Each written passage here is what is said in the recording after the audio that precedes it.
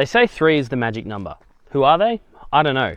But in 1968, Triumph took that statement seriously when they created an amazing engine for the T150 Trident.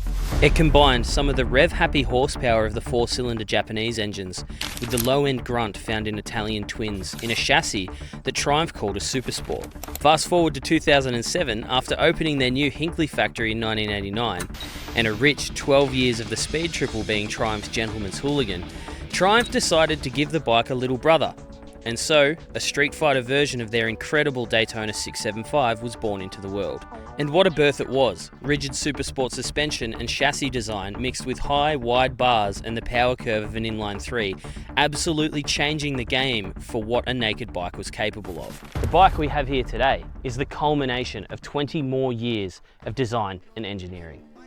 This is the 2026 Triumph Moto 2. It's raining!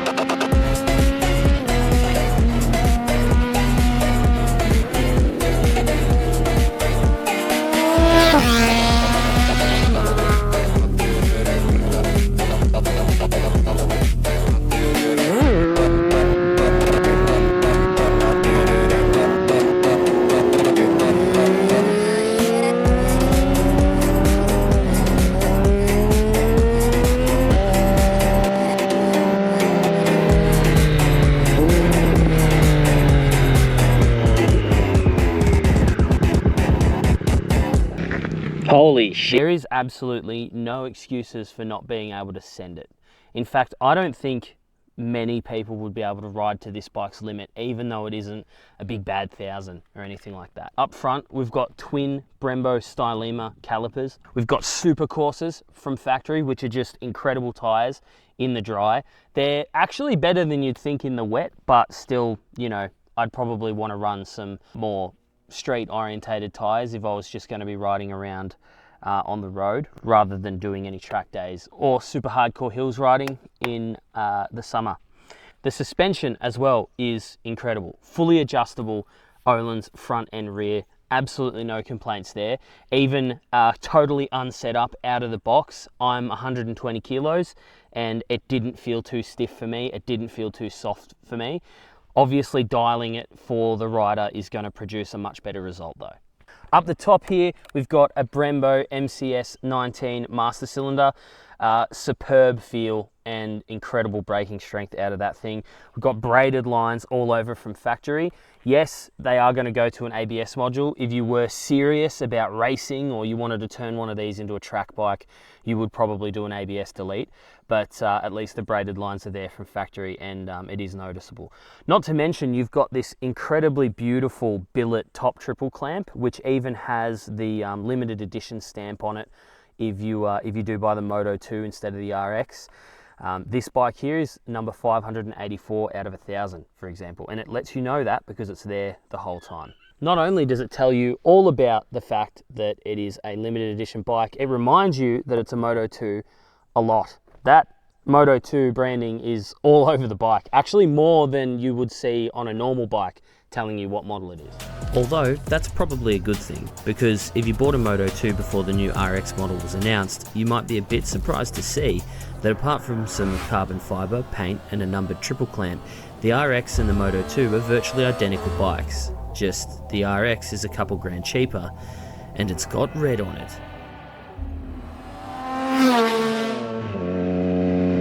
Now while I'm stuck behind some traffic, I'll just go over some of the other things that I really like about this bike so far. back in 2017, when Triumph released their first ever fully electronic throttle system, it was really laggy, and it suffered from the same thing that a lot of older Yamaha throttles suffer from. In fact, what a lot of electronic throttles suffer from, and that's a very slight delay, and the fact that the spring rate that brings the throttle back, the resistance, doesn't feel like a cable. It's way too light. And so modulating the throttle was always a little bit of a pain in the ass, especially compared to the cable throttle version that came before it. Well, I'm really happy to say that these later model street triples, the throttle feels great. It's not indistinguishable from a cable throttle. There is definitely still a difference, and cable is better in my opinion, maybe because I grew up on cable throttle bikes. But the electronic throttle on this bike is extremely manageable, and I really like it. I could still see there being a learning curve, especially when you're talking about wheelies or very high speed, right at the top of the rev range. You're modulating the throttle as you're going around a corner, trying to keep it smooth, and there's a bump or something. I could definitely still see that being a little bit of an issue. But generally speaking, the cable throttle feels fantastic. It's in line with the BMWs, the KTMs of the world. It's really good. So that brings us to the geometry of the bike. This bike has clip-ons on it, but don't be fooled by that. While they are more aggressive than a normal street triple, they are still quite upright. I could comfortably ride this bike for quite a while. Now, I do ride an R7 normally, which is a pretty aggressive bike, but to me this seems much more of like a sport touring seating position with the handlebars. The foot pegs though are quite super sporty, they're quite aggressive.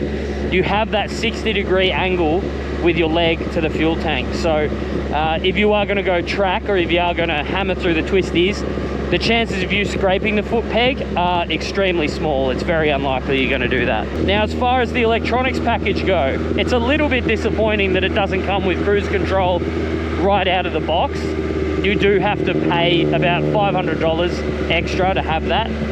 But aside from that oversight, it's got pretty much everything you would expect on a modern super sport bike. So it doesn't have electronic suspension, but we are trying to save a little bit of weight, so that's understandable.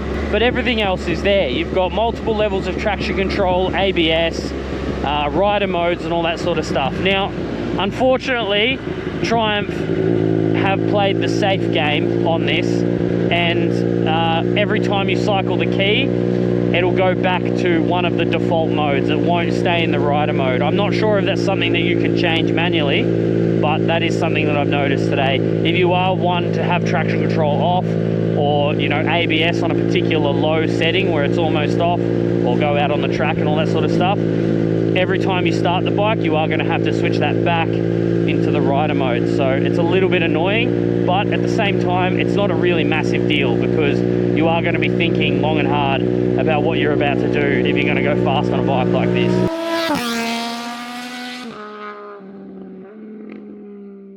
So we're at the part of the review now where I answer some viewer questions. I didn't get that many about this bike. I think a lot of people already know that it's going to be good, because that's sort of the general consensus on the street triple these days, but I did get some questions. So first question from Nogs: does it fuck? Yes, it fucks hard, bro. Okay, next question from Lou K97: how is the power band? Is it like a 600? In a way, it is like a 600. There definitely is a point higher up in the RPM where it like takes off on you and goes, but it does have very linear power though. So right from the get-go, it feels like you're accelerating hard. It's just all of a sudden there's a bunch more higher up in the RPM. So it does have high lift cams and all that sort of stuff, so it is going to rev a little bit more than you'd be used to if you had like a Street Triple 660 or something, but the power on this is very linear, so it's extremely usable. Yeah, there is a boost way up in the RPM, but you can ride it around and feel the power taking off at the lights, or just accelerating from 60 to 80 and stuff as well, so it's really good like that. And the last question thick 450 SR seating position, racy or more like any other naked, somewhere in the middle. Somewhere in the middle is a pretty good way to describe it. The handlebars on this bike feel a little bit more sport toury than a normal super sport, but the lower half of your body is definitely super sport. Like the seat's angled forward, the pegs are really high, you've got a 60-degree angle with your leg to the fuel tank.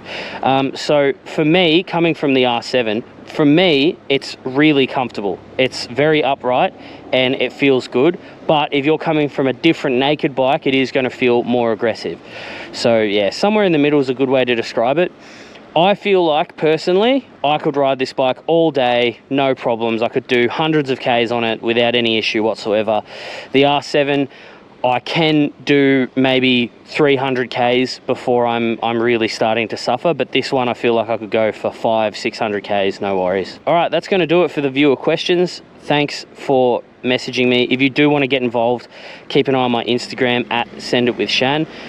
There is plenty of stuff going on there for you to look at, but also if you want to get in touch with me there, you can. Before I review every bike, I post it on my story and I let people ask me questions they want answered in the review, so keep an eye out for that and check that out. So overall, the Triumph Moto 2, and by proxy the Street Triple RX as well, is definitely up there as one of, if not the best naked bike on the market at the moment. Everything about this bike has so carefully been designed by Triumph. The Moto 2 and the RX are pretty much the do-it-all motorcycle as far as what a naked bike is designed to do. This thing howls. The engine is unfucking believable. The suspension is fantastic. The brakes are fantastic. The tires right out of the factory. You can go to a track day, or you can hook twisties, or you can go to work and you're not going to have problems with any of it. There are a couple of downsides to the bike, which we've already gone over, but overall, I can't seem to find anything about this bike that I want to improve. It's started to rain now, and we're going to pack up and go home. But on that bombshell, make sure you like, comment, and subscribe. And I'll see you in the next episode.